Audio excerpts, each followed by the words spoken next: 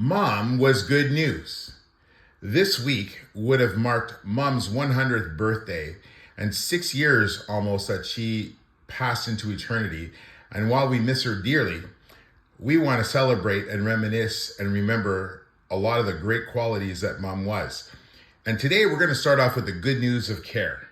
And this would be in spite of the tough childhood that she grew up in. It was never easy, and it wasn't easy for her, but somehow she just learned how to love people, and she just made people feel like they were the most important thing to her at that moment, which they were. No, she decided that she was going to love everybody and treat everybody well and care for people because, as she would say, everybody needs somebody.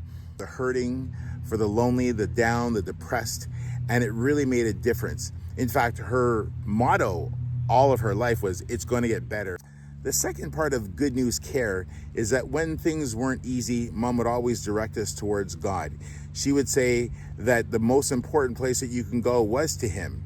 In fact, in 1 Peter 5:7, which was one of her favorite verses, it would say, "Take all of your cares and worries to God because He's concerned about you. He's concerned about what happens to us." And that's such a heartwarming thought. And it's not just a thought, it's the actual truth. Bette Midler sang a song, "God is watching us from a distance," but that is so far from the truth. Mom would sing a lot as a soloist on the weekends when we would accompany Dad when he'd be out preaching. It's a song that said that no one understands like Jesus. In fact, I would remember many times where the truth of the song was so powerful because it was the truth, and she lived it. She knew what she was singing about. No one understands like Jesus. Every woe He sees and feels. Tenderly He whispers comfort, and the broken heart He heals. No one understands like Jesus when the days are dark and grim. No one is so near, so dear as Jesus. Cast your every care on Him.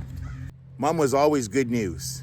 And in the first of the remembrances of Mom, Beatrice Dancy Mills, good news care.